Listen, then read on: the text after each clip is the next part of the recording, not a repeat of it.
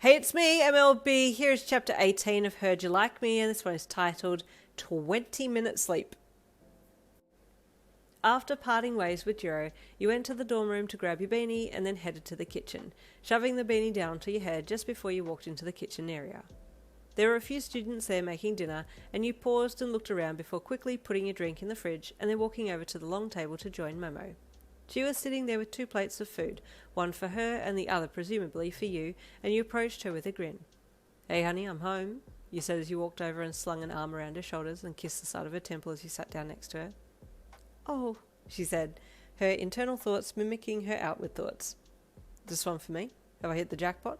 you asked with a grin, pointing to the food before you. "Oh, yes, of course," she said with a wobbly, flustered smile. "Yes, it's yours." "Oh, I bumped into Jirou at the corner store earlier. I told her to join us if she wanted to, but I don't know if she will," you said as you pulled your plate of food closer to you. "I said you probably had spare food if she needed it." "Oh, I do," Momo said with a little bit of a forced smile. "I was saving it for you, but that's okay," she said internally. "Oh, you're very sweet," you said lowly to her. "Anyway, if she comes, I'm happy to give it to her. I'll pay for the next shopping trip, so it evens out when it comes to food costs. You haven't let me make anything yet." "Oh, I just want to look after you," Momo said emphatically. "What kind of host would I be if I let you make your own food?" "Sorry, did you say wife?" you asked, winking at her. Her face went bright red and you chuckled. "I'm kidding, I'll stop," you said when you saw how she reacted to your comment. Then you took a mouthful of her dinner and chewed it down, nodding your head with approval when you swallowed. "Hey, this is really good. It tastes like—" "Auntie's cooking?" Momo interjected excitedly. "I know, I asked her to send me some recipes so that I could make food for you and you wouldn't feel so homesick." You put your cutlery down and looked at her, turning so you could give her a hug, which she opened her arms to receive. "Honestly, you're a real gem, Momo," you said as you hugged her, and then pulled back and gently cupped her cheeks in your hands. "Gorgeous girl," you added. While you and Momo were having a moment, Jirou had come to the door and slowly looked in. She saw your hands on Momo's cheeks, and you both looking into each other's eyes, and her stomach sank when she saw this, and she turned away. "I guess I never really stood a chance," she thought sadly, as she turned and headed back to her room. You had heard an inner voice nearby say something like, "never stood a chance," and you looked around to see who it was that had thought it. Around you there was Urarika eating an apple at the sink, Hagakure on the lounge eating chips with Tsuyu, and Mina was coming in and out of the room carrying bags of food that she had just bought. It's not anyone here," you thought. The voice sounded like Jirou's, but I can't see her. Was it her? You tried to push that thought out of your mind and enjoy your time with Momo, and then after dinner you both went back to your room to study for a bit, and then you left again to let her sleep, and you went to sit in the lounge and keep yourself awake for as long as possible. It was looking like an easy task at the beginning. Doom scrolling through TikTok and Instagram had you more than entertained, but then as time kept moving on, you were finding it harder and harder to keep yourself awake. "Ugh, where's that drink that I bought?" you asked yourself as you got up to head over to the fridge. As you opened the door to the fridge, the light from inside illuminated the room and you were aware of someone else walking in. "Oh, hey Jirou," you greeted the newcomer. "You're invited to my funeral. It's right now."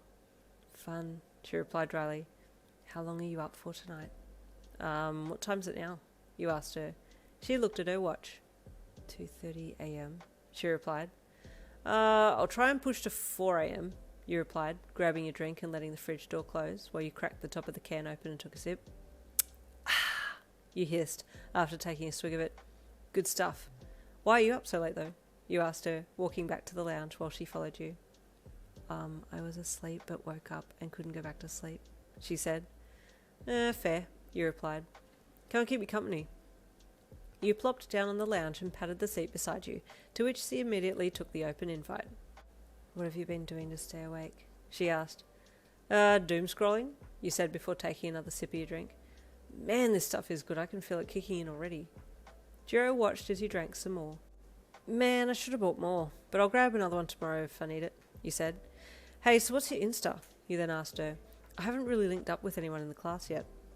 "Oh, yeah," she said as she pulled her phone out, and you guys swapped Insta info and then started showing each other memes. You were having such a good time that you completely forgot to keep an eye on the time, and when you checked your phone next, you saw that it was 5 a.m. "Whoa, what? Did we enter a time warp or what?" you asked incredulously. "My phone's about to die too." "Oh, man," Jirou replied. We're going to be smashed at work later today. I'll get us some more energy drinks. It'll be fine, you said with a yawn and a stretch. Oh, actually, I think I'll feel worse if I sleep now. Might just be better to stay awake. Yeah, actually, I think you're right, Jirou mused. Let's just stay here. And stay there you did, except you made the dangerous mistake of telling Jirou that you were just going to rest your eyeballs for 2 seconds, and you closed your eyes. Yin? You heard a voice call to you. Oh dear, did she stay up all night? And why is Jirou here? You heard the voice say internally. You roused slightly and opened one gritty, tired eye, finding it hard to focus on the person in front of you. Momo? You groaned as your single eye focused on her. Oh no, you heard her say internally. Yeah, correct, you replied to her inner thoughts. Then you felt something on your shoulder, and your other eye creaked open and swiveled around to see what it was that was resting on you. You looked and saw Jirou fast asleep on your shoulder and turned your head so that both eyes could focus on her. Oh my god, I've grown a second head. That drink was something else, you said. That's Jirou, Momo said in a concerned voice. Did you sleep at all last night? Sleep? Who is she? You asked groggily as you lifted your hand to feel Jirou's face. Hey, cutie, time to wake up. I want to be called that, you heard Momo's inner voice say, and you looked at her.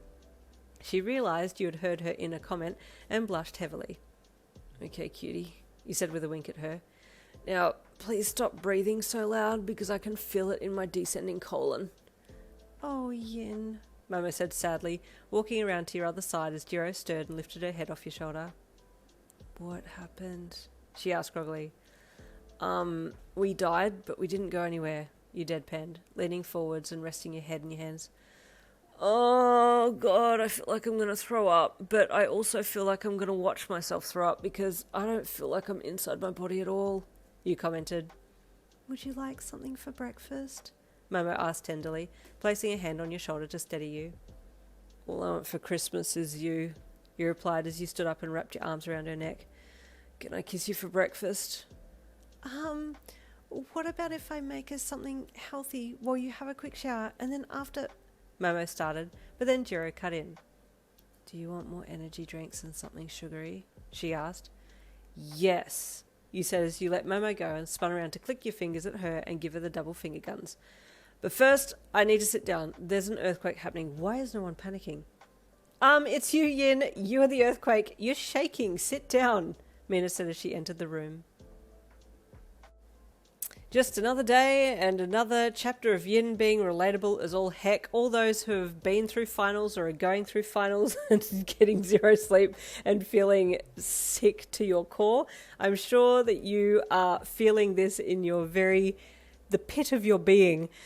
Stay tuned for, it'll have to be next week, I'm sorry if I heard you like me, but tomorrow will be the next chapter of Shattered Image, so if you're staying on for that book, I'll see you tomorrow. If not, I'll see you next Monday for chapter 19 of Heard You Like Me.